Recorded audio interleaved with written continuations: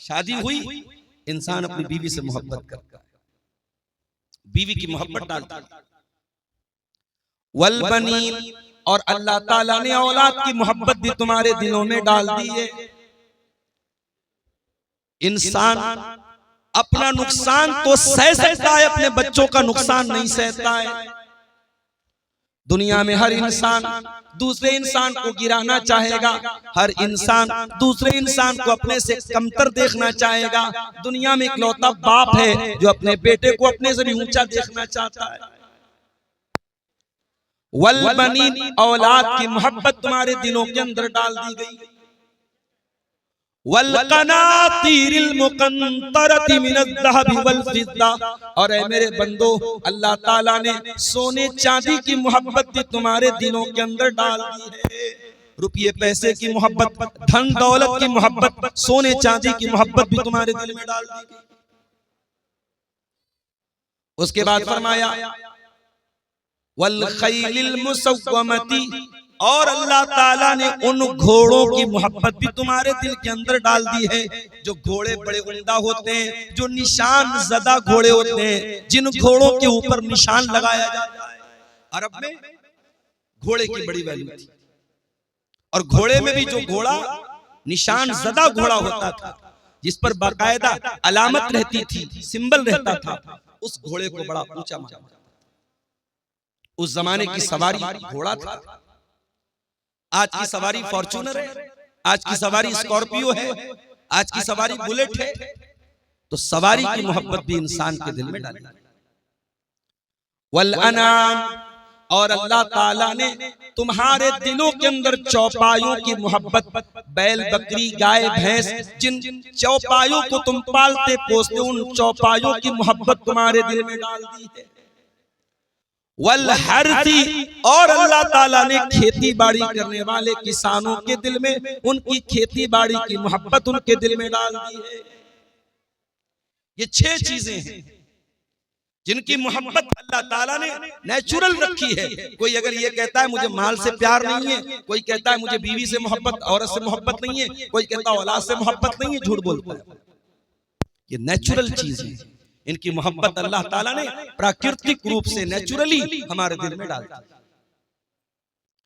लेकिन इन 6 चीजों का तस्करा करने के बाद अल्लाह क्या फरमाता है, ज़ालिका मताउल हयातिद दुनिया वल्लाहु इंदहु हुस्नुल मआब। मेरे बंदो, ये कहां से आवाज आ रही है? ज़ालिका मताउल हयातिद दुनिया, ये औरत की मोहब्बत, ये औलाद की मोहब्बत, ये सोना चांदी की मोहब्बत, ये घोड़े की मोहब्बत, ये चौपायों की मोहब्बत, ये खेती की मोहब्बत। ज़ालिका मताउल हयातिद दुनिया, ऐ मेरे बंदो, ये तो दुनिया के अंदर ही रह जाएगी। औलाद भी दुनिया के अंदर, माल भी दुनिया के अंदर, सोना चांदी भी दुनिया के अंदर, ये बैल बकरी गाय भी दुनिया के अंदर, ये खेती बाड़ी भी दुनिया के अंदर। वल्लाहु इंदहु हुस्नुल मआब, लेकिन जन्नत अगर चाहिए, अगर बेहतरीन ठिकाना चाहिए, अगर अल्लाह की अबदी नेमतें चाहिए, तो वो अल्लाह के पास मिलेंगी, वो आखिरत में मिलेंगी। क्या मतलब? मतलब इन 6 चीजों की मोहब्बत में पढ़कर अल्लाह को भूल मत जाना, आखिरत को भूल मत जाना। ये सारी चीजें यही रह जाएंगी, अल्लाह क्या काम देने वाली। इसीलिए अल्लाह के प्यारे नबी क्या फरमाते हैं, कयामत के पहले वो दौर भी आएगा जब लोग पैसा कमाने के चक्कर में अंधे हो जाएंगे। फरमाया याती अलन्नासी ज़मानुन ला युबालिल मर्उ मिन ऐन अखज़ल माल, वो जमाना भी मेरी उम्मत के लोगों तुम पर आने वाला है जब इंसान इस बात की परवाह नहीं करेगा माल कहां से कमा रहा है, हलाल तरीके से कमा रहा है या हराम तरीके से कमा रहा है। माल आना चाहिए,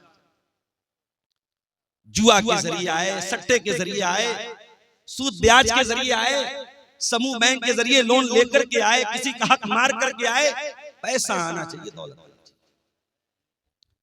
अल्लाह के प्यारे नबी एक दूसरी हदीस में फरमाते हैं, ले कुल्ले उम्मतिन फितनतुन व फितनतु उम्मती अलमाल, हर उम्मत का एक फितना होता है और मेरी उम्मत का फितना माल है। माल बहुत बड़ा फितना, और नबी ने पूरी उम्मत के लिए कहा है। इसमें उम्मत के उलमा भी आ गए, इसमें उम्मत के जाहिल लोग भी आ गए, उम्मत के हर तबके के लिए माल फितना है। माल आजमाइश है, माल कमाने के चक्कर में अगर इंसान अल्लाह से नहीं डरेगा, हराम माल भी उसके घर में आ जाएगा। और आगे बढ़िए, माल आप कमा रहे हैं, अगर आप इस बात की परवाह नहीं करते माल कहां से आ रहा है, और इस बात की भी परवाह नहीं करते कि माल कहां पे लुटा रहे हैं, कहीं ऐसा तो नहीं कि महबूबा के रिचार्ज पर अपना माल लुटा रहे हैं, कहीं ऐसा तो नहीं कि ज़िना के अड्डों पर माल लुटा रहे हैं, कहीं ऐसा तो नहीं कि शराब और ड्रग्स के ऊपर आपका माल बर्बाद हो रहा है। इस माल की कमाई का भी हिसाब देना है और इस माल की आमदनी का भी हिसाब देना है।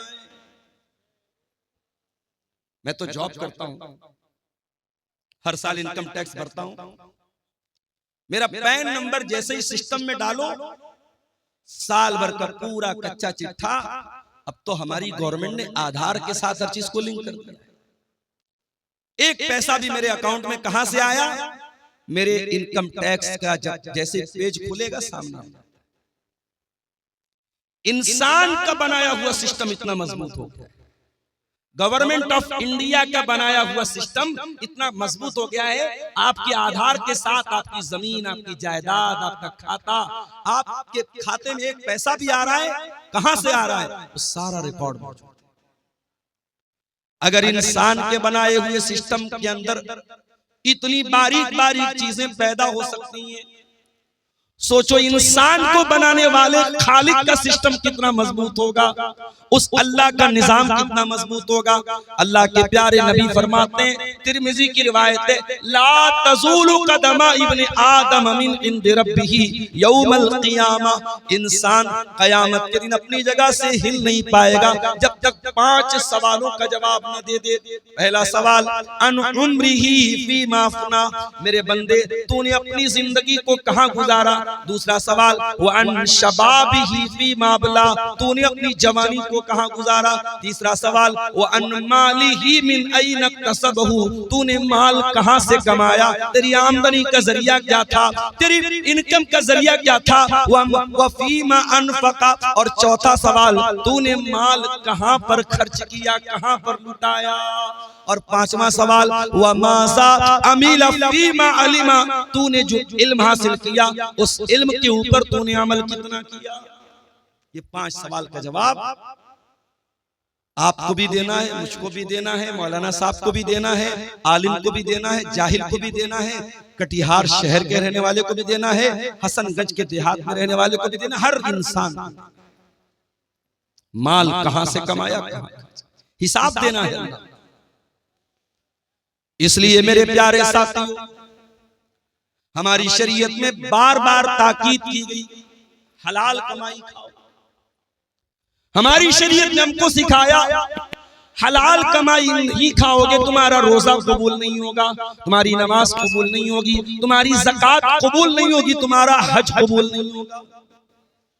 आइए वो हदीस भी आपको सुना देता हूं, सही मुस्लिम की रिवायत है। अल्लाह के प्यारे नबी फरमाते हैं, इन्नल्लाह तय्यिबुन ला यक़बलु इल्ला तय्यिबा, अल्लाह ताला पाक है और पाक ही को कबूल करता है। अल्लाह ताला नापाक चीज को कबूल नहीं करता है। तुम चोरी करो, तुम डाका डालो और गरीबों की मदद करते रहो, मदरसों की मदद करते रहो, मस्जिद की मदद करते रहो, अल्लाह को ऐसे चंदे की जरूरत नहीं, अल्लाह को ऐसे सदके की जरूरत नहीं। इन्नल्लाह तय्यिबुन ला यक़बलु इल्ला तय्यिबा, अल्लाह पाक है और पाक को ही कबूल करता है। उसके बाद अल्लाह के नबी फरमाते हैं कि अल्लाह ताला ने कुरान में ईमान वालों को हुक्म दिया, सूरह बकरा के अंदर, या अय्युहल्लज़ीना आमनू कुलू कुलू मिम्मा फिल अर्ज़ि हलालन तय्यिबा, ऐ ईमान वालो जमीन में जो हलाल चीजें उसको खाओ। वश्कुरू लिल्लाहि इन कुंतुम इय्याहु ताबुदून, और अल्लाह का शुक्रिया अदा करो अगर तुम अल्लाह की इबादत करते हो।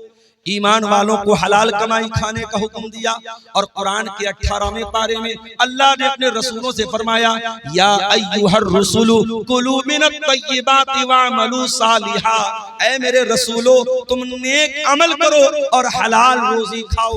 पता ये चला कि जब तक हलाल रोजी नहीं खाओगे तुम्हारा अमल नेक नहीं हो सकता, तुम्हारे नेक अमल की कोई वैल्यू अल्लाह ताला क्या नहीं है। उसके बाद अल्लाह के नबी ने एक मिसाल दी। आपने फरमाया एक आदमी बहुत लंबा सफर करके आता है, अशासा उसके बाल बिल्कुल मैले कुचैले हो जाते हैं। हम लोग भी सफर करते हैं, सफर बता देता है कि इंसान सफर से। रात में पटना में मैं शाम को 6 बजे पटना में था और रात 12 बजे किशनगंज में था। 100-120 की स्पीड से गाड़ी चल रही थी। कार से आदमी आ रहा, आराम से आ रहा है, मगर पहुंचने के बाद इंसान की बॉडी बता देती है सफर करके। अल्लाह के नबी फरमाते इतना लंबा सफर करके आया है, आशासा बाल परागंदाएं अगबरा, उसके कपड़े मैले कुचैले, उसके कपड़े देख करके पता चल रहा है बड़ा लंबा सफर करके आया है। यमुद्दु यदैहि, और अपने हाथों को उठा करके अल्लाह से दुआ करता है। देखो जब बंदा हाथ उठा के दुआ करता है तो अल्लाह ताला दुआ कबूल करता है। अब यहीं से ये मसला भी नोट कर लो कि दुआ के लिए हाथ उठाना ये दुआ के आदाब में से। अब बाज लोग कहते हैं साहब नमाज के बाद हाथ उठा के दुआ कर सकते हैं कि नहीं? अगर इंडिविजुअली कर रहे हो, अलग अलग कर रहे हो, कर सकते हो, लेकिन अगर इज्तिमाई हो रही है तब ये बिदअत है, इसकी गुंजाइश नहीं। आदमी अपने तौर पर अल्लाह से कुछ मांग रहा है, कोई मसला नहीं, मांग सकता है भाई। जरूरी तो नहीं कि नमाज में मैंने सब मांगा। मेरा बच्चा बीमार है, नमाज मैंने पढ़ ली, अब मैं हाथ उठा के दुआ करूं अल्लाह मेरे बच्चे को शिफा दे। कारोबार को लेके परेशान हूं, दुकान अच्छी नहीं चल रही है, रोजी रोटी अच्छी नहीं चल रही है, नमाज पढ़ लिया, तस्बीहात पढ़ ली, दुआएं पढ़ ली, अस्कार पढ़ लिया, अब हाथ उठा के दुआ कर रहा हूं अल्लाह मेरी दुकान को तू चला दे, मेरी रोजी को कुशादा कर। कोई हर्ज की बात नहीं, हाथ उठा के दुआ कभी भी कर सकते हैं, कोई हर्ज की बात नहीं। बल्कि हाथ उठा के जब बंदा दुआ करता है, अल्लाह के प्यारे नबी फरमाते हैं इन्नल्लाह हय्युन करीमुन, अल्लाह ताला हया वाला है, अल्लाह ताला करम वाला है। जब बंदा अल्लाह की बारगाह में हाथ उठा के दुआ करता है तो अल्लाह ताला को हया आती है कि बंदे को खाली हाथ कैसे लौटाए। अल्लाह बंदे को खाली हाथ नहीं, दुआ के लिए हाथ उठाना ये दुआ के आदाब में से। अल्लाह के रसूल कह रहे लंबा सफर करके आया है, बाल मैले कुचैले, कपड़े गंदे, और हाथ उठा के दुआ कर रहा है और कहता या रब्बी ऐ मेरे रब, या रब्बी ऐ मेरे रब। अल्लाह को रब कह के दुआ कर रहा है। ये भी मसला याद रखो, जब अल्लाह को रब कह के दुआ मांगी जाए तो दुआ जल्दी कबूल होती है। एक तो मुसाफिर है, मुसाफिर की दुआ जल्दी कबूल होती है। लंबा सफर करके आया है, मुसाफिर है, कपड़े मैले कुचैले हैं, हाथ उठा के दुआ कर रहा है, अल्लाह को रब कह के दुआ कर रहा है। यानी कबूलियत के कई असबाब और कबूलियत की कई चीजें इकट्ठा हो गई है। लेकिन अल्लाह के नबी फरमाते हैं व मतामुहु हराम व मशरबुहु हराम व मलबसुहु हराम व गुज़िया बिल हराम फअन्ना युस्तजाबु लिज़ालिक। ऐ मेरे सहाबा, उसका खाना हराम कमाई का, उसका पानी हराम कमाई का, उसका कपड़ा हराम कमाई का, उसकी परवरिश हराम कमाई की। फअन्ना युस्तजाबु लिज़ालिक, ऐसे इंसान की दुआ कैसे कबूल होगी? हराम खाने वाले की दुआ कबूल नहीं होगी। रोते रहे हम। आसाम से आए हैं मुनव्वर हुसैन, आसामी से पूछा मैंने वहां के हालात, बयान नहीं कर सकता क्या हालात। जुल्म की बहुत सारी दास्तानें शायद हम तक और आप तक पहुंचती भी नहीं, जिनको कलम लिख नहीं सकते, ज़बानें बयान नहीं कर सकती, वो जुल्म आज हो रहा है। फलस्तीन के शहर गाजा में क्या हुआ? छोटे छोटे बच्चों के कैसे चिथड़े बने, और यहां इमाम हरम दुआ कर रहे हैं। रमजान में रो रो के दुआएं हो रही हैं, इंडिया के चप्पे चप्पे में दुआएं हो रही हैं। ये दुआएं क्यों कबूल नहीं हुई? क्योंकि हमने ये देखना बंद कर दिया कि हमारी कमाई हलाल है क्या। अल्लाह के नबी के एक सहाबी हैं, नाम नोट कर लो, साद बिन अबी वक्कास। अभी पूछो, इतना बड़ा मजमा है, अब्दुल गफ्फार साहब आपकी हर तकरीर सुनता हूं, आपके साथ सेल्फी लेने का बड़ा शौक है,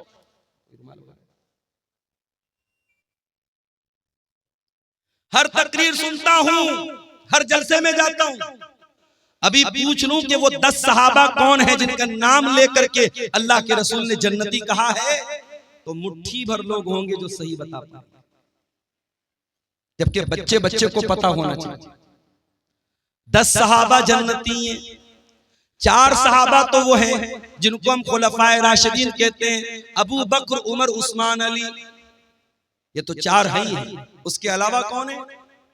हजरत साद बिन अबी वक्कास, हजरत सईद बिन जैद, हजरत तलहा, हजरत जुबैर, हजरत अब्दुर्रहमान बिन औफ और हजरत अबू उबैदा बिन जर्रा।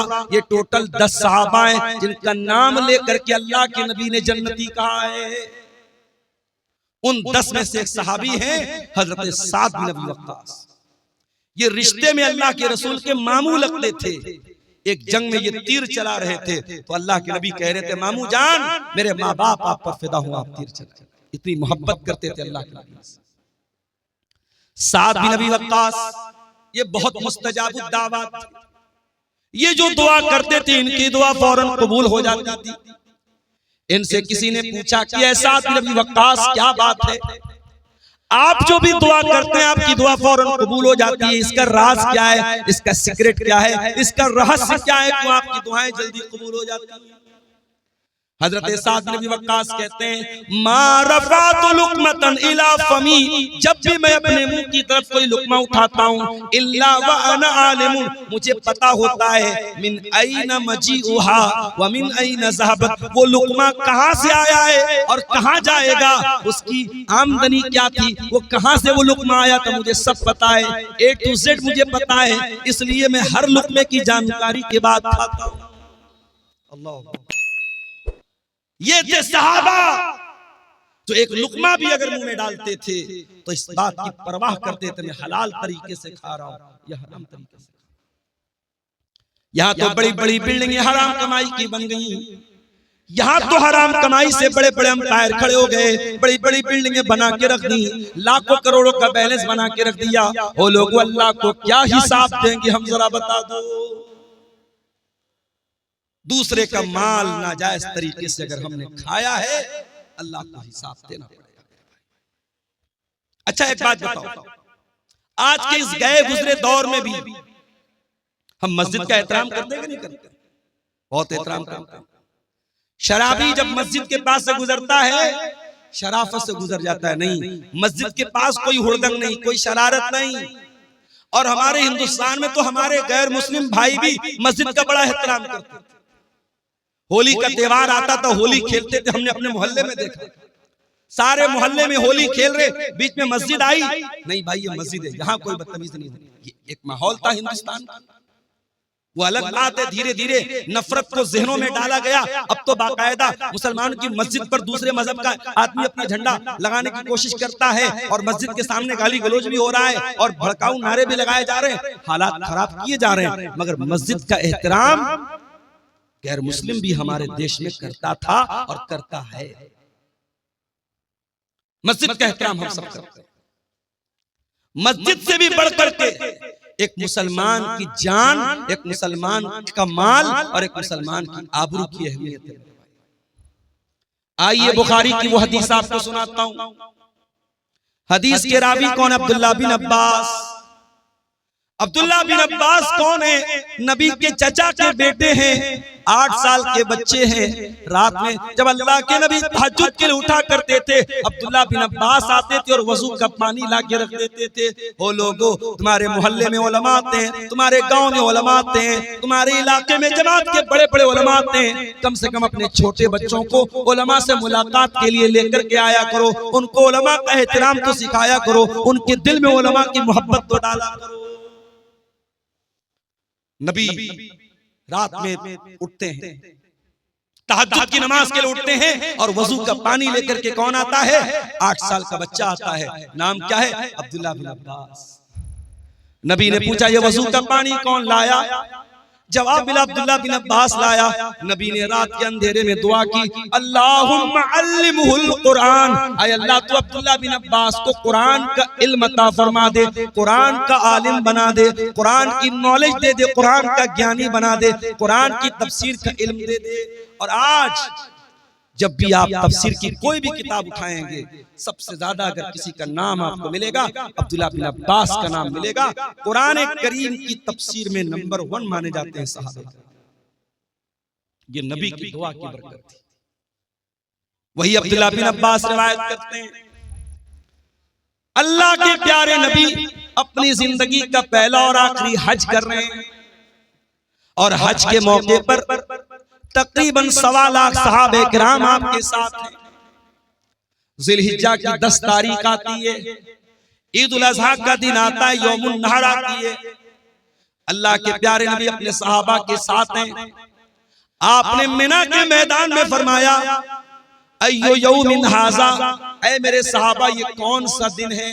सहाबा ने कहा, यौमुन हराम, आज का दिन तो यौमुन नहर है, आज का दिन तो 10 जिलहिज्जा की तारीख है, आज का दिन तो बड़ा एहतराम वाला है।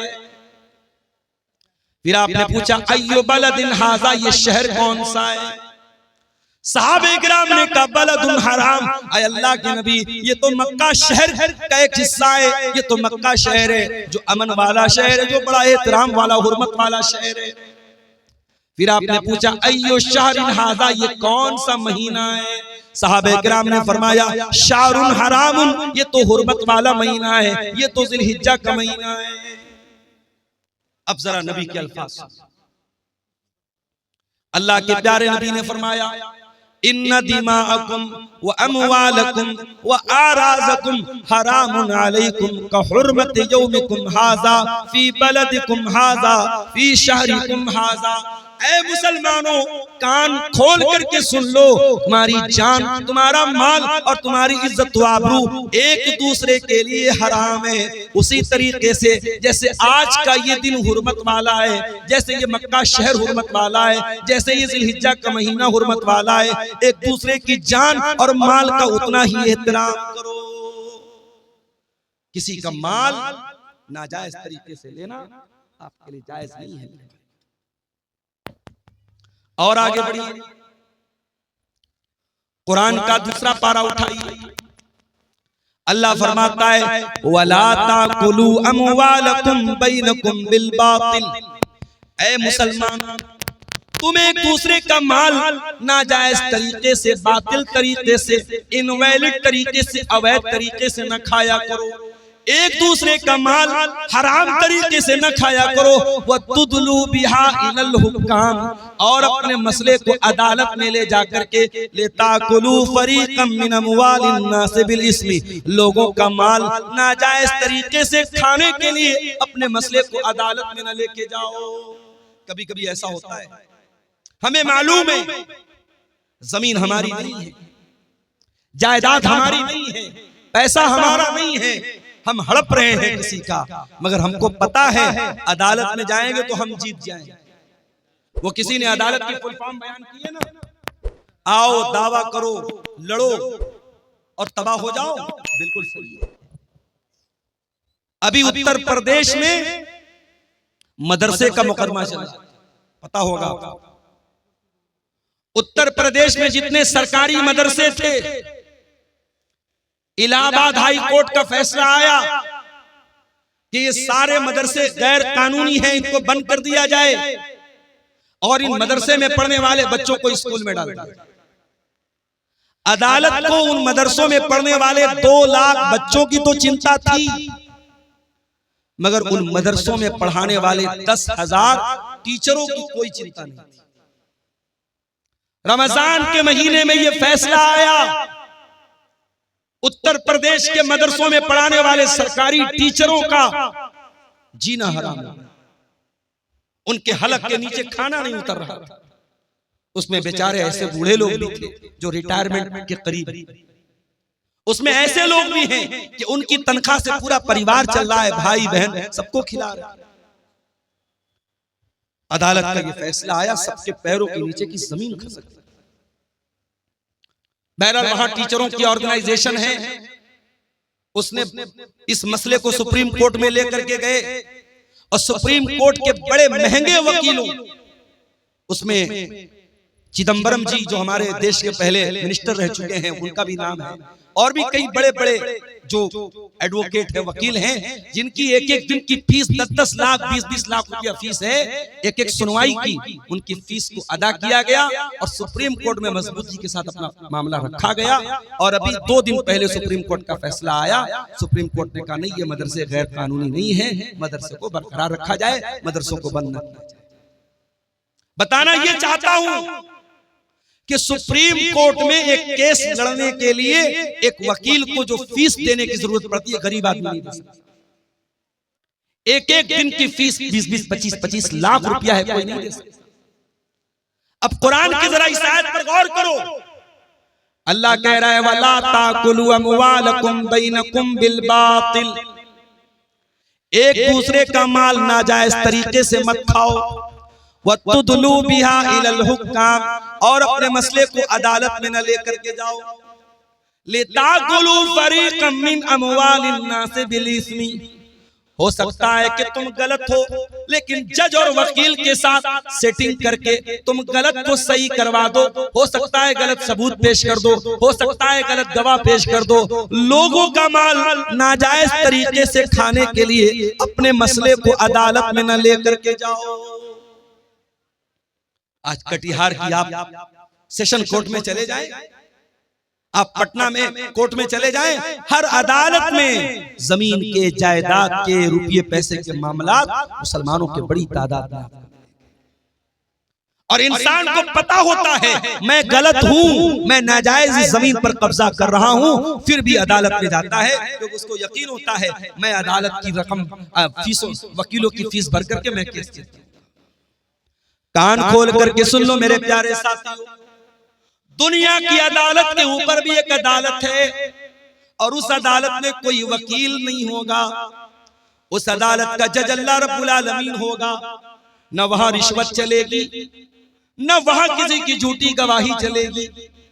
वहां अगर आप झूठ बोलना चाहेंगे, आपका हाथ सच बोल देगा, आपका पैर सच बोल देगा, आपकी चमड़ी सच बोल देगी। अल्लाह कहता है हत्ता इज़ा मा जाऊहा शहीद अलैहिम समऊहुम व अबसारुहुम व जुलूदुहुम बिमा कानू यअमलून। मेरे बंदो, कयामत के दिन तुम्हारे कान भी गवाही देंगे, तुम्हारी आंखें भी गवाही देंगी, तुम्हारी चमड़ी भी गवाही देगी। वक़ालू लिजुलूदिहिम लिमा शहिदतुम अलैना क़ालू अंतक़नल्लाहुल लज़ी अंतक़ कुल्ल शै।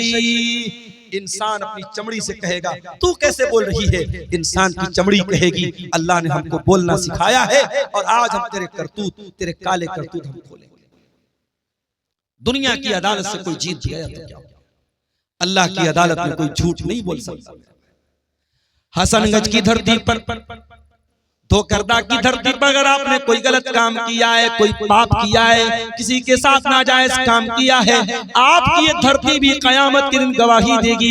इज़ा ज़ुलज़िलतिल अर्ज़ु ज़िलज़ालहा व अख़रजतिल अर्ज़ु अस्क़ालहा व क़ालल इंसानु मा लहा यौमइज़िन तुहद्दिसु अख़बारहा। कयामत के दिन ये जमीन भी गवाही देगी, जमीन बोलेगी। अल्लाह की अदालत में कैसे? अल्लाह के प्यारे नबी फरमाते हैं इन्नकुम तख्तसिमून इलैया, ओ लोग तुम मेरे पास अपना मुकदमा लेकर के आते हो, वलअल्ल बाज़कुम अन यकून अलहना बिहुज्जतिही मिन बाज़, हो सकता है कि दो लोग मेरे पास कोई केस लेकर के आए और एक आदमी अपनी बात करने में बड़ी चिकनी चुपड़ी बात करने वाला हो, अपनी दलील को मजबूती से रखने वाला हो, और मैं उसकी बात सुन करके फ़अक़दिय लहू बिहक़्क़िही, मैं उसके हक में फैसला कर दूं।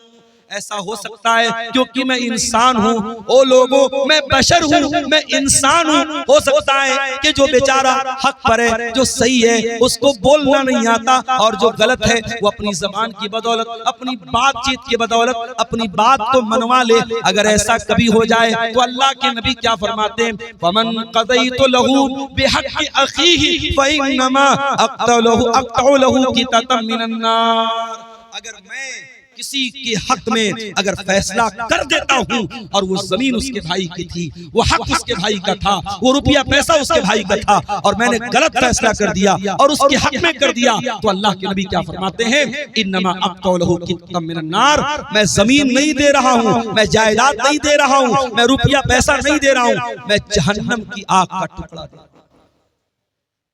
है किसी में मजा? जमीन और जायदाद पर आज नाजायज कब्जा करने के वाकयात मुसलमानों में बड़ी कसरत के साथ। इस्लामी निज़ाम में मीरास में भी यही होता है मेरे भाई। बाप मर गया, बाप ने 1 लाख रुपया छोड़ा, शरीयत क्या कहती है जरा गौर से सुनिएगा। इस्लाम का निज़ाम में मीरास बयान कर रहा हूं आपको। 1 लाख रुपया बाप छोड़ करके मरा है, 1 लाख कैश छोड़ करके मरा, जमीन और जायदाद छोड़ करके मरा। अब शरीयत क्या कहती है कि सबसे पहले मरने वाले की रकम से उसकी तजहीज़ और तकफीन की जाएगी, उसको दफनाया जाएगा, उसको कफनाया जाएगा, उसकी कब्र को खोदने पर, उसके कफन के कपड़े पर और उसकी कब्र पर जो खर्चा आएगा उसके पैसे से अदा किया जाए। अगर कोई रिश्तेदार खड़ा हो जाए अच्छी बात है, अगर कोई खड़ा नहीं होता तो मरने वाले के पैसे से उसको अदा किया जाए। दूसरा काम, कफन दफन हो गया, मुर्दे को दफना भी दिया गया। अब दूसरा काम क्या करना है, अगर मरने वाले के ऊपर कोई कर्जा था, उस कर्जे को उसके पैसे से अदा किया जाएगा, उसके तरके से अदा किया जाएगा। कर्जा भी अदा हो गया। अब तीसरा काम ये देखा जाएगा कि मरने वाले ने किसी को वसीयत तो नहीं की है, और वसीयत किसको बोलते हैं ये समझ लो। हो सकता है मरने वाला अपनी जिंदगी में मदरसे की मदद नहीं कर पाया, मस्जिदों में चंदा नहीं दे पाया, अल्लाह की राह में खर्च नहीं कर पाया। मरने के टाइम एहसास हुआ यार इतनी दौलत बना के जा रहा हूँ, इतना पैसा बना के जा रहा हूँ, कुछ दीन के रास्ते में भी पैसा लगाना चाहिए, कुछ जमीनों जायदाद मदरसे के लिए भी देनी चाहिए। जैसे आज आपके मदरसे के लिए चंदा हुआ, मुझे चंदा करना नहीं आता, मेरे मुझे कहा था जो साहब मुझे लेके आ रहे थे, उन्होंने कहा था मौलाना साहब थोड़ा आप चंदे पर बोल दीजिएगा, लोग आए मुसाफा करके देते, ये सब मुझसे नहीं होता मेरा भाई। लेकिन एक अपील करता हूं कि जिंदगी में यही चीजें आपके काम आएंगी। अब्दुल गफ्फार साहब की तकरीर सुनेंगे रात में चले जाएंगे, मौलाना जर्जी साहब की तकरीर सुनेंगे चले जाएंगे, मगर आपने इस मदरसे को जो चंदा दिया होगा वो कहीं ना कहीं आपके नामे आमाल में, आपकी नेकियों के अकाउंट में दर्ज हो जाएगा, और कयामत के दिन भी वो आपके काम आएगा। हो सकता है जिंदगी में आपको मौका नहीं मिल पाया, मरने के टाइम याद आया कि मुझे कुछ अल्लाह की राह में खर्च करना चाहिए, तो शरीयत क्या कहती है कि आप अपने माल की वसीयत कर सकते हैं, मगर वसीयत 1/3 से ज्यादा नहीं होनी चाहिए। 1/3 का मतलब समझते हैं 1/3। अगर मरने वाला 3 लाख रुपया छोड़ के गया है तो किसी मस्जिद में, किसी मदरसे में, किसी यतीम को, किसी गरीब को, या किसी ऐसे रिश्तेदार को जो उसका वारिस नहीं है, वारिस को वसीयत नहीं कर सकता। अपने बेटे को वसीयत करके जाए, बेटे को इतना दे दो, बेटी को इतना दे दो, उसका कोई एतबार नहीं। वारिस को वसीयत, बेटा तो वारिस है, बेटी तो वारिस है, बाप तो वारिस है, वारिस को वसीयत नहीं करेगा। वारिस के अलावा कोई रिश्तेदार है, मान लो किसी बच्चे को आपने गोद ले लिया, किसी बच्चे को आपने पाल लिया, परवरिश कर ली, अब जाहिर है आपने परवरिश तो की है, मगर वो आपका सगा बेटा नहीं है, तो आपकी जायदाद का वारिस नहीं। अगर आपको लगता है कि इस बच्चे को मैंने पाला है और मेरे बाद इस बच्चे को जरूरत पड़ेगी रुपये की, पैसे की, जमीन की, जायदाद की, तो आप अपनी प्रॉपर्टी का, अपने तरके का 1/3, उससे ज्यादा नहीं, उससे कम तो कर सकते, उससे ज्यादा नहीं, 1/3 तक आप उसको वसीयत कर सकते। तो पहला काम क्या करेंगे? जनाजे की तैयारी। दूसरा काम कर्जे की अदायगी। तीसरा काम वसीयत को हम पूरा करेंगे।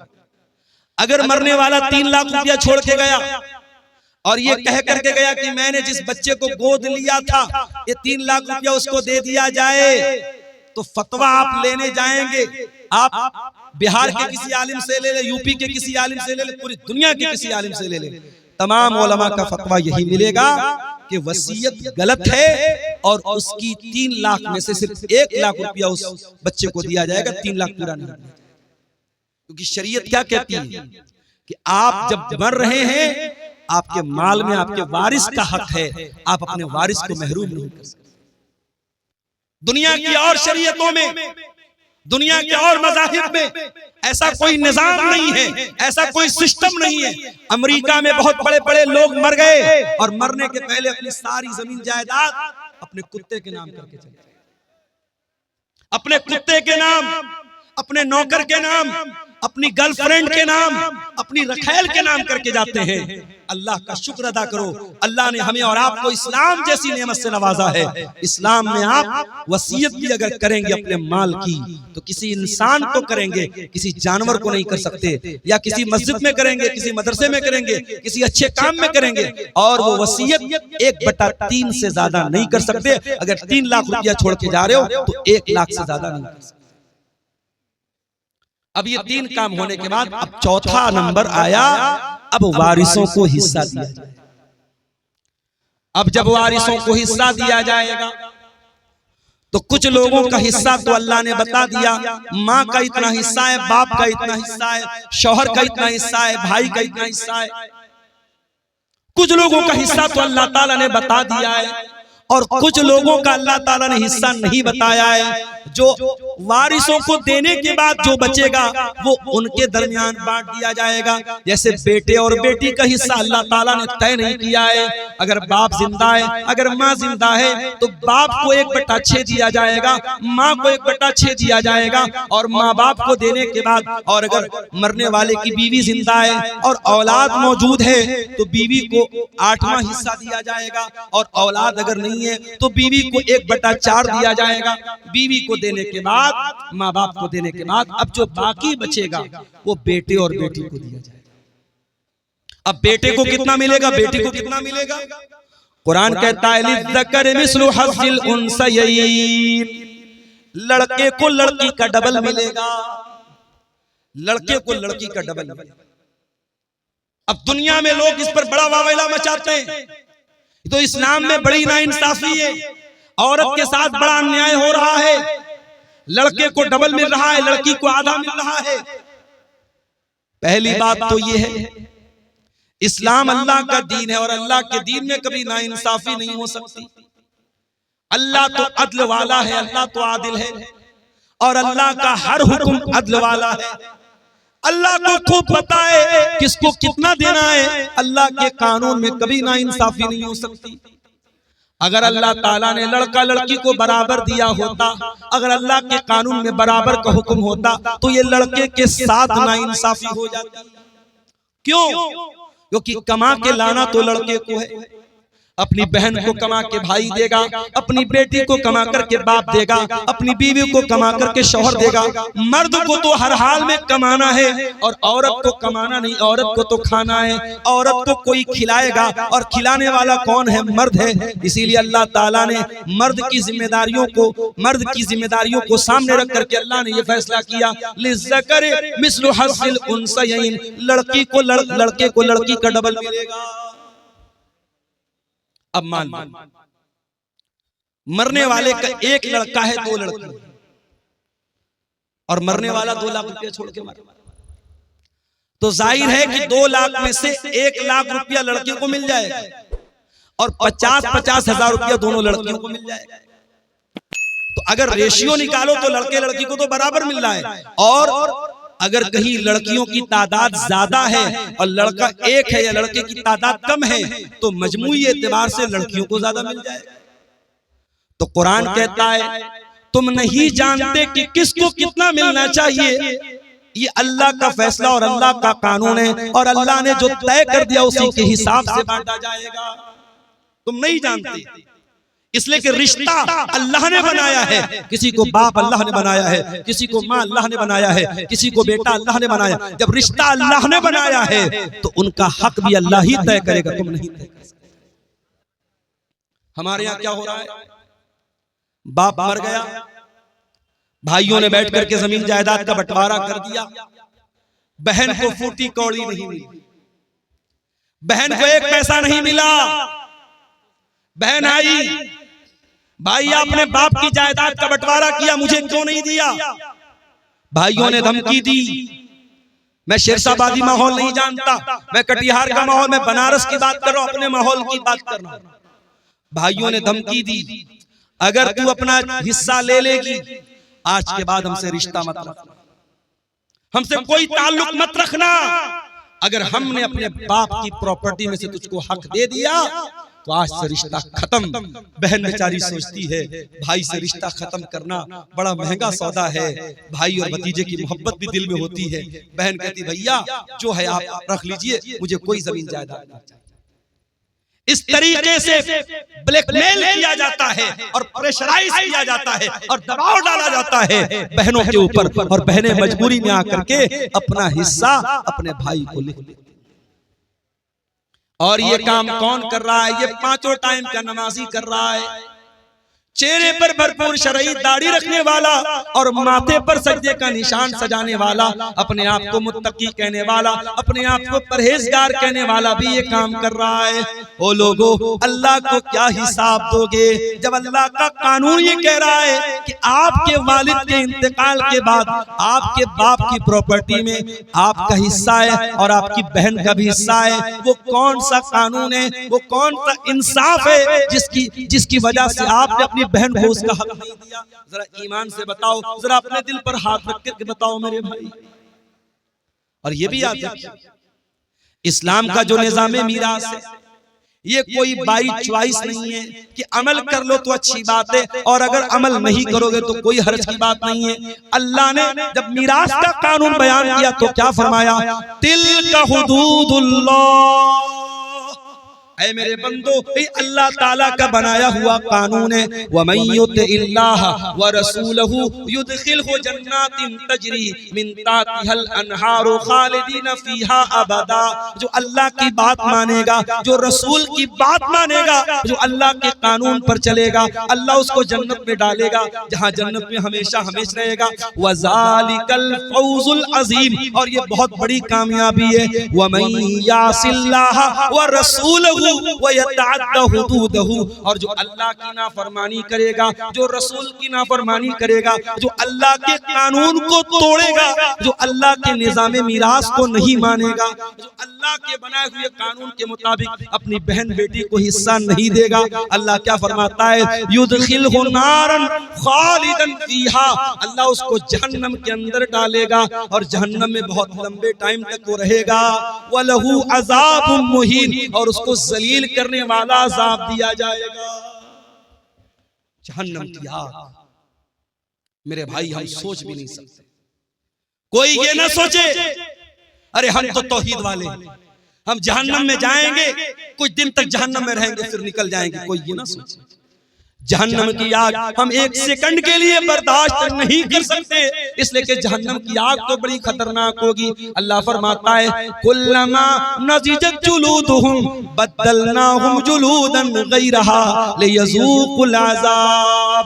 जब जहन्नम की आग में तुम्हारी चमड़ी जल जाएगी, हम दूसरी चमड़ी चढ़ा देंगे, हम बार बार जलने की तकलीफ जहन्नमियों को देंगे। अगर जहन्नम के अजाब को सहन कर सकते हो, अगर जहन्नम के अजाब को बर्दाश्त कर सकते हो, तो अपनी बहन और बेटी का हक मार लो, और अगर बर्दाश्त नहीं कर सकते तो जाओ माफी मांगो और अपनी बहन और बेटी को उसका हक दे दो। एक और तरीका चल रहा है हरामखोरी का, और मुसलमानों में ज्यादा पाया जा रहा है। जमीन मेरी है और मेरी जमीन के बगल में उसके मेरे पड़ोसी की जमीन है। मैं धोखे से क्या करता हूं, अपने पड़ोसी की जमीन का 1 फीट हिस्सा अपनी जमीन में शामिल कर ले रहा हूं। मैं मिसाल दे रहा हूं, अपने पड़ोसी की, अपने रिश्तेदार की जमीन पर नाजायज कब्जा करने के लिए जमीन पर बनी हुई बाउंड्री को मिटा देना, निशान को मिटा देना, या जमीन और जायदाद के कागज में हेर फेर कर लेना। मेरे प्यारे साथियों, अगर ये काम आप करते हैं तो कान खोल करके सुन लीजिए। अल्लाह के नबी फरमाते हैं, लानल्लाहु मन गय्यरा मनारल अर्ज़ी, जो जमीन के निशान को बदल दे, जो जायदाद को हड़पने के लिए, जमीन को हड़पने के लिए जमीन के निशानात को बदल दे, उसके ऊपर अल्लाह की लानत बरसती है। अगर अल्लाह की लानत कि हम हकदार बनना चाहते हैं तो ये काम कर सकते हैं, वरना मेरे प्यारे साथियों ये बहुत ही खतरनाक। और आगे बढ़िए, अल्लाह के नबी फरमाते हैं, इन्ना रिजालन यतखव्वज़ून फी मिन मालिल्लाह, कुछ लोग अल्लाह ताला के माल में नाजायज कब्जा करते हैं, दूसरों का माल नाजायज तरीके से खाते हैं। ऐसे लोगों का अंजाम क्या होगा? फरमाया, ऐसे लोगों को अल्लाह ताला जहन्नम की आग में फेंक देगा। जहन्नम की आग में हराम खाने वालों को अल्लाह ताला डाल देगा। आप में से बहुत सारे लोगों ने हज उमरा भी किया होगा। सऊदी अरब के अंदर दाखिल होते ही इंडिया का रुपया काम करना बंद कर देता है, बांग्लादेश का टका काम करना बंद कर देता है, अमेरिका का डॉलर काम करना बंद कर देता है। सऊदी में आप गए तो आप सऊदी रियाल चाहिए।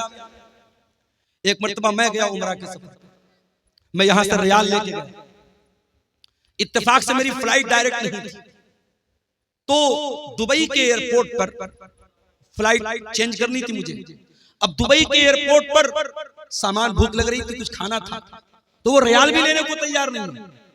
उसने कहा कि हमें दुबई का पैसा चाहिए, जो यूनाइटेड अरब एमिरेट का जो वो दिरहम होता है, हमको वो चाहिए, हमको यहाँ सऊदी का रियाल नहीं चाहिए। मेरे पास रियाल था, मैं इंडिया से रियाल बना के लेके गया। हर देश की अपनी एक करेंसी है। अमेरिका के लोग इंडिया में आते हैं, डॉलर को रुपये में बदल के एक्सचेंज करके तब आते हैं।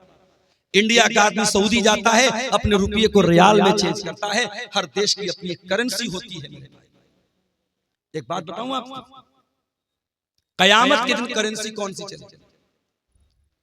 किसी का माल हड़प लिया किसी ने, 1 लाख रुपया किसी का नाजायज कब्जा कर लिया। अब कयामत के दिन जिसका पैसा उसने मारा है, जिसका हक मारा है, उसने अल्लाह की अदालत में कहा, अल्लाह इसने मेरा 1 लाख रुपया नाजायज तरीके से लिया है। अल्लाह के नबी फरमाते हैं, कयामत के दिन रुपया तो नहीं चलेगा, पैसा तो नहीं चलेगा, दिरहम तो नहीं चलेगा, दीनार तो नहीं चलेगा। कयामत के दिन कौन सी करेंसी चलेगी? जरा गौर से सुनना कटिहार के लोगों, हसनगंज के लोगों, जरा गौर से सुनना कि कयामत के दिन कौन सी करेंसी चलेगी। अल्लाह के प्यारे नबी फरमाते हैं अपने सहाबा से, ऐ मेरे सहाबा, ये बताओ कि सबसे गरीब आदमी कौन है, सबसे कल्लाश आदमी, सबसे निर्धन आदमी, सबसे पुअर आदमी कौन है, सबसे गरीब आदमी कौन है? सहाबा ने कहा, अल्लाह के नबी, जिसके पास दिरहम ना हो, दीनार ना हो, रुपया ना हो, पैसा ना हो, सबसे बड़ा गरीब वही है।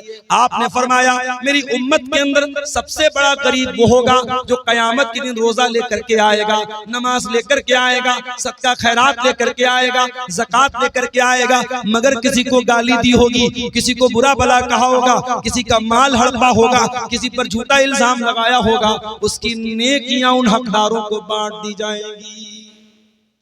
जिसका हक आपने मारा है, आपका रोजा लेके चला गया, आपकी नमाज लेके चला गया, आपका सदका खैरात लेके चला गया, आपका हज और उम्रा लेके चला गया। और अल्लाह के नबी फरमाते हैं, फ़इन फ़नियत हसनातुहु, अगर उसकी नेकियां खत्म हो जाएंगी और फिर भी कुछ हकदार लोग लाइन में खड़े होंगे, अल्लाह ताला उन हकदारों के गुनाह इसके ऊपर लाद देगा। अल्लाह, हम लोग तो बड़ा खुश है साहब, हमने तो बड़ा दान दिया है मदरसों में, बड़ा जलसों में दान दिया है, बड़ा हज और उम्रा किया है। कयामत के दिन अगर हुकूकुल इबाद में कोताही की है, अगर किसी का हक मारा है, कयामत के दिन ये दान, ये चंदा, ये रुपया, ये पैसा जो अल्लाह की राह में हमने दिया है, सब बर्बाद हो जाएगा अगर हमने हुकूकुल इबाद में कोताही की। मेरे प्यारे साथियों, अल्लाह के प्यारे नबी फरमाते हैं अगर उसकी नेकियां खत्म हो जाएंगी और फिर भी हकदार लाइन में लगे हैं, अल्लाह ताला उन हकदारों के गुनाह इसके ऊपर ला देगा।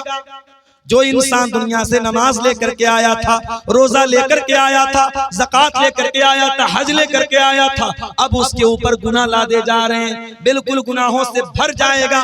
सुम्मा तुरिहा फिन्नार, फिर उसको जहन्नम के अंदर फेंक दिया जाएगा। इतना खतरनाक मामला है। इसलिए वरासत के मामलात में अल्लाह से डरो। और कभी गौर करो, जिस बहन का हक मार रहे हो, जिस भतीजे का हक मार रहे हो, उसके बाप के मरने के बाद वो यतीम है, और यतीम का माल अगर नाजायज तरीके से कोई खाता है, उसकी बड़ी खतरनाक वईद है। अल्लाह के प्यारे नबी अल्लाह ताला कुरान में फरमाता है, इन्नल्लज़ीना याकुलूना अमवालल यतामा ज़ुल्मन इन्नमा याकुलूना फी बुतूनिहिम नारा। जो लोग यतीम का माल नाजायज तरीके से खाते हैं, हराम तरीके से खाते हैं, एक तो हलाल तरीका है।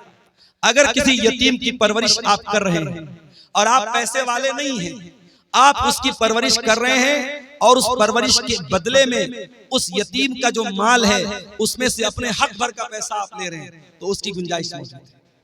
लेकिन अगर नाजायज तरीके से यतीम का माल कोई खा रहा है, इन्नल्लज़ीना याकुलूना अमवालल यतामा ज़ुल्मा, जो यतीम का माल नाजायज तरीके से खा रहा है, इन्नमा याकुलूना फी बुतूनिहिम नारा, वो अपने पेट में जहन्नम की आग भर रहा है, अपने पेट में जहन्नम की आग।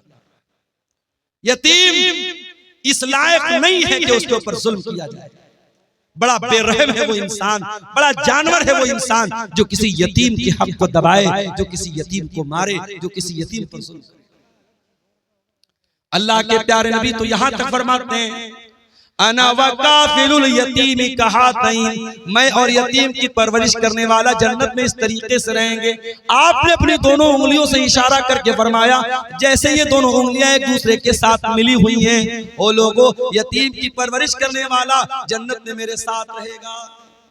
आज इन मदरसों में यतीम बच्चे पढ़ते हैं, इन मदरसों में यतीम बच्चे पढ़ते हैं, और उन यतीम बच्चों पर अगर आप कोई माल खर्च करते हैं, उससे डबल फायदा आपको मिलेगा।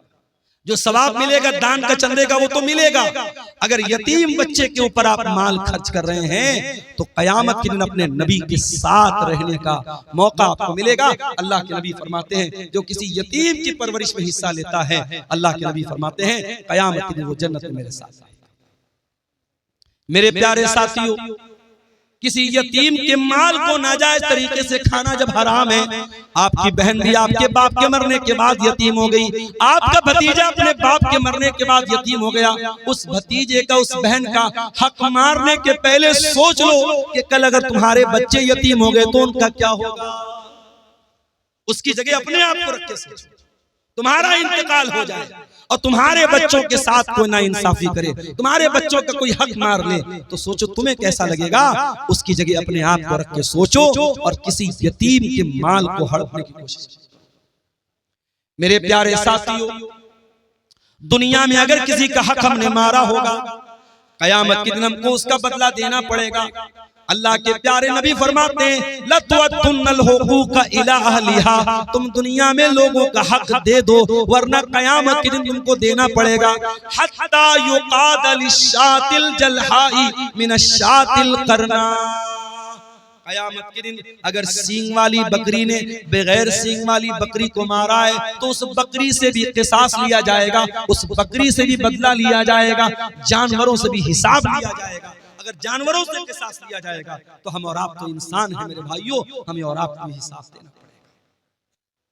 इसलिए मेरे प्यारे साथियों, कुरान का 30वां पारा खोलो, अल्लाह फरमाता है वताकुलून तुरास अकलन लम्मा वतुहिब्बूनल माल हुब्बन जम्मा। ओ लोगो, तुम विरासत को डकार जाते हो, तुम मीरास को खा जाते हो और तुम माल से बहुत ज्यादा मोहब्बत करते हो। कल्ला इज़ा दुक्कतिल अर्ज़ु दक्कन दक्का वजा रब्बुका वल मलकु सफ़्फ़न सफ़्फ़ा वजीअ यौमइज़िन बिजहन्नम। ओ लोगो, जरा उस दिन को याद करो जिस दिन जमीन को टुकड़े टुकड़े कर दिया जाएगा, जमीन को रेजा रेजा कर दिया जाएगा और अल्लाह ताला अपने बंदों का फैसला करने के लिए आएगा और फरिश्ते भी लाइन लगा करके खड़े होंगे और जहन्नम को भी उस दिन लाया जाएगा। यौमइज़िन यतज़क्करुल इंसानु मा सा। और कयामत के दिन इंसान याद करेगा उसने दुनिया में क्या क्या किया। जितने लोगों ने जमीनों को हड़पाए, जायदादों को हड़पाए, लोगों का हक मारा है, कोई एक आदमी बता दो जो मरने के बाद अपनी जमीन को लेकर के गया हो, अपनी जायदाद को लेकर के गया हो, अपने रुपये पैसे को लेकर के गया हो। सब ठाठ पड़ा रह जाएगा जब लाद चलेगा बंजारा। सब यही छोड़ के जाना है मेरे प्यारे भाइयों, इसी कब्र की 2 गज जमीन में हमको दफन हो जाना है। दुनिया की चंद रोजा जिंदगी के लिए अपनी आखिरत को दांव पे न लगाओ, अपनी आखिरत को खतरे में न डालो मेरे भाइयों। लोगों का हक दुनिया में दे दिया करो। अल्लाह के प्यारे नबी ने इतनी खतरनाक वईद फरमाई। आपने फरमाया अपने इंतकाल के कुछ पहले आपने फरमाया अस्सलाता सलाता वमा मलकत ईमानुकुम। ओ लोगों, तुम नमाज की पाबंदी करना और अपने गुलामों और अपने लौंडियों के साथ तुम अच्छा सलूक करना, उनके साथ हक तलफी मत करना। इस्लाम वो दीन है कि समाज का वो तबका जो मजदूरों का तबका है, जो गुलामों का तबका है, जो लौंडियों का तबका है, जिसको दुनिया में हकीर माना जाता है, अल्लाह के प्यारे नबी अपने इंतकाल के पहले दुनिया को वसीयत करके जा रहे हैं, उस गुलाम और लौंडी का भी हक आपको नहीं। हजरत अबू ज़र गिफ़ारी ने अपने गुलाम को बुरा भला कह दिया, उसकी माँ का नाम लेके कुछ आर दिला दी, कुछ बुरा भला कह दिया। अल्लाह के प्यारे नबी को बहुत गुस्सा आया। आपने फरमाया ऐ अबू ज़र, आज तुमने इतना खतरनाक काम किया है कि ये तो दौरे जाहिलियत का काम है, ये तो वो इंसान ये काम करेगा जिसके अंदर दौरे जाहिलियत का कोई हिस्सा रह गया हो। आपने कहा कि ये नौकर चाकर, ये काम करने वाले, ये भी तुम्हारे भाई हैं, जो खाओ उनको खिलाओ, जो पहनो उनको पहनाओ। इस्लाम तो वो मजहब है जो गुलामों का, नौकरों का भी हक हमें बताता है। दुनिया में लोग मजदूर दिवस मनाते हैं, बड़ी बड़ी तंजीमें बनी हैं, एसोसिएशन बनी है मजदूरों के हुकूक के लिए। 1400 साल पहले मोहम्मद अकरम सल्लल्लाहु अलैहि वसल्लम ने मजदूरों के हक की लड़ाई लड़ी है, मजदूरों को उनका हक दिया है आपने। अल्लाह के प्यारे नबी फरमाते हैं आतुल अजीर हक़्क़हु क़ब्ल अन यजिफ़ अरक़हु। मजदूर का पसीना सूखने के पहले उसकी मजदूरी दे दो। मेरे प्यारे साथियों, इस्लाम तो वो प्यारा दीन है जो हर हकदार को उसका हक टाइम पर देने की तालीम देता है। इसलिए अगर किसी के बाप का इंतकाल हो चुका है तो देर न करे, अपने भाइयों को इकट्ठा करे, बहनों को इकट्ठा करे, मुफ्ती साहब को बुला ले। बाप जो जमीन छोड़ के गए, जो जायदाद छोड़ के गए, जो सोना चांदी छोड़ के गए, जो खेत खलियान छोड़ के गए, सबका कैलकुलेशन करके हिसाब कर ले और जिसका जो हक है वो उसको दे दे। मेरे भाई, दुनिया में चंद दिनों की परेशानी सह लो, ये इससे बेहतर है कि हमें आखिरत में अल्लाह के अज़ाब को सहना। और ये भी याद रखो, अगर हराम की जमीन में, हराम की जायदाद में अपने बच्चों को रख के पाल रहे हो, अपने बच्चों को भी जहन्नम की आग का हकदार बना। हम ये समझ रहे हैं साहब हम हराम का पैसा कमा रहे हैं, हमारे घर में पैसा आ रहा है, हमारे बच्चे चैन की जिंदगी गुजार रहे हैं, हमारी फैमिली चैन की जिंदगी गुजार। गलत है ये। अगर पैसा हराम का आ रहा है और आपके बच्चे ऐश कर रहे हैं, आपकी बीवी ऐश कर रही है, वो हराम की कमाई आपके घर की बरकत को खत्म कर रही है। अल्लाह के प्यारे नबी फरमाते हैं जो जिस्म हराम कमाई से परवरिश पाता है फन्नारु औला बिही, वो जिस्म जहन्नम की आग में चलेगा। क्या हम चाहेंगे हमारे बच्चे जहन्नम की आग में जले? हम कभी नहीं चाहेंगे। ये चंद सवालात आए हैं, देख लेते हैं इसको। और आखिर में बार बार पीछे से डिमांड आ रही है, आप लोग बड़ी तादाद में मौजूद हैं और आपको बताने की जरूरत नहीं जलसे का मकसद क्या है। और मेरे भाइयों ने मुझे बताया इदारा काफी कर्जे में चल रहा है, उसकी जो बिल्डिंग वगैरह बनी है उस पर काफी कर्जा है। आप हजरात मेरी तकरीर के आखिर में जो भी ताउन है, आप जो भी दान कर सकते हैं, ताउन कर सकते हैं, यहाँ आके देते जाइएगा, इंशाअल्लाह उस पर बेहतरीन अजर अल्लाह ताला आपको देगा। और मैं सबके लिए इज्तिमाई तौर पर एक दुआ कर दूंगा। सऊदी अरब के साथ ईद और बकरीद की नमाज पढ़ना कैसा है? कुछ उलमा इसको जायज ठहराते हैं, साथ ही सऊदी अरब के साथ जज़ाकल्लाह खैर। देखिए किसी भाई ने ताउन पेश किया है, अल्लाह इनके ताउन को कबूल करे। मेरे भाइयों, हम अपने इंडिया में, अपनी कंट्री में नमाज कैसे पढ़ते हैं? क्या सऊदी के हिसाब से पढ़ते हैं? नहीं, हम यहाँ के हिसाब से नमाज पढ़ते हैं। सऊदी अरब में हमसे 2.5 घंटे का फर्क है। हम ऐशा की नमाज के बाद आराम से बिस्तर पे सोने जाते हैं, टीवी चालू करते पता लगा सऊदी अरब में ऐशा की अज़ान अब शुरू हो रही है। तो टाइम का फर्क है। वैसे ही चांद का भी फर्क है। चांद हमारे मुल्क में कभी और नजर आता है, सऊदी अरब में कभी और नजर आता है। और इस मसले में अगरचे कुछ उलमा का ये कहना है कि सारी दुनिया में एक चांद होना चाहिए, मगर आपके झारखंड के बहुत बड़े आलिम दीन इंतकाल कर गए, अल्लाह गरीब के रहमत करे, अल्लामा अब्दुल अजीज हक्कानी साहब रहमतुल्लाह अलैह। मैंने उनका मजमून पढ़ा था, बड़ी तफसील से उन्होंने लिखा था और उन्होंने दलाइल से साबित किया था। और मरकजी जमीयत अहले हदीस से उनका वो मजमून छपा था कि हर इलाके के लोगों की अपनी रूयत है, हर शहर के लोगों की अपनी रूयत है। वो अपना चांद देख करके रोजा रखेंगे, अपना चांद देख करके ईद मनाएंगे। ये पूरे हिंदुस्तान में, पूरी दुनिया में एक चांद मनाना ये दलील के एतबार से मजबूत बात नहीं है और ना प्रैक्टिकली ऐसा मुमकिन है। ऐसा जब तक मुमकिन नहीं है तब तक कोई अगर अपनी अलग ईद मना रहा है, अपना अलग रोजा रख रहा है, तो ये मुसलमानों की जमात में फूट डाल रहा है। उसको अल्लाह के यहाँ हिसाब देना पड़ेगा। बचत खाते में, बैंक में रखे हुए पैसे में ब्याज के तौर पर कुछ रुपए जमा कर देते और हमें मालूम नहीं पड़ता, तो उस पैसे को क्या किया?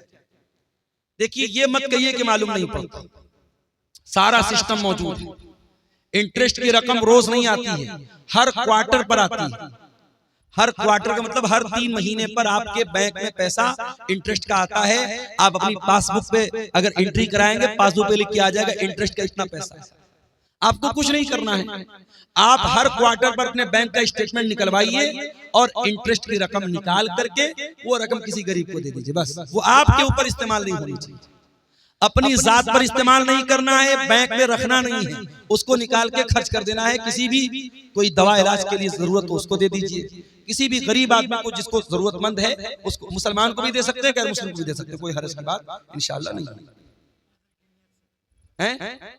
नहीं, अजर की नीयत से नहीं, उस पर कोई अजर व सवाब की नीयत नहीं करना है। वो कोई दान नहीं है, वो पैसा आप इसलिए गरीब को दे रहे हैं कि पैसा इस्तेमाल हो जाए, बस।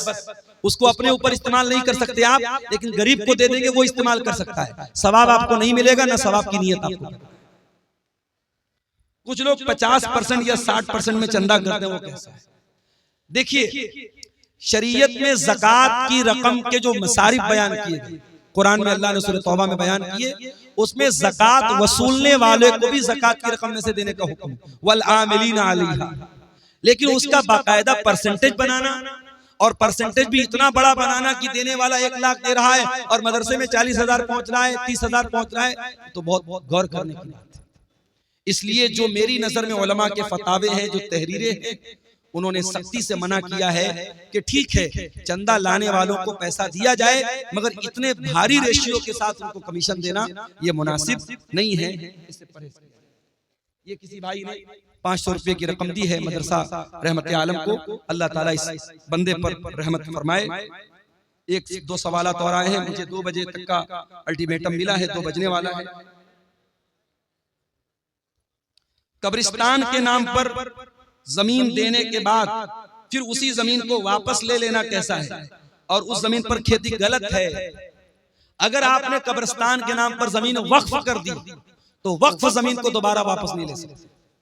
कब्रिस्तान के नाम पर जमीन वक्फ हो गई तो उस पर कब्रिस्तान ही बनेगा, उसको दोबारा लेना और खेती करना बिल्कुल गलत है, यह मुनासिब नहीं। मेरी सगी बहन की शादी जिस लड़का से हुई उस लड़का की सगी बहन से क्या मैं शादी कर सकता हूं नगद मेहर के साथ? 10 साल हो गया है मेरी बहन की शादी होने को, अब मैं अपने बहनोई की बहन से शादी करना चाहता हूं, तो क्या कर सकता हूं? बिल्कुल कर सकता हूं। देखिए शरीयत में जो मना है उसको बोलते हैं निकाह शिगार। उसकी शक्ल क्या होती है कि महर के बजाय ये तय कर दिया जाए कि मैं आपकी बहन से शादी कर लूं, आप मेरी बहन से शादी कर। अगर महर के बजाय ये अदला बदली वाली शादी की जाए तो गलत है। अगर महर तय है, मैं आपकी बहन से शादी कर रहा हूं, आप मेरी बहन से शादी कर रहे हैं, दोनों का महर तय है, तो कोई हर्ज की बात नहीं। और यहां एक मसला और याद है कि इस तरीके की शादी आम तौर पर सक्सेस नहीं होती, कामयाब नहीं होती। कोई मसला आता है, मैंने कई केस देखा है, अगर इस घर की लड़की उस घर गई, उस घर की लड़की इस घर आई, अगर एक घर में कोई मसला होता है तो दूसरे घर की लड़की को सहना पड़ता है। इसलिए इस तरीके की रिश्तेदारी से बचना चाहिए। हराम तो नहीं है, नाजायज तो नहीं है, मगर बचना चाहिए ताकि मसला पैदा न हो। लेकिन शरीयत के एतबार से कोई हरज की बात इंशाअल्लाह नहीं है।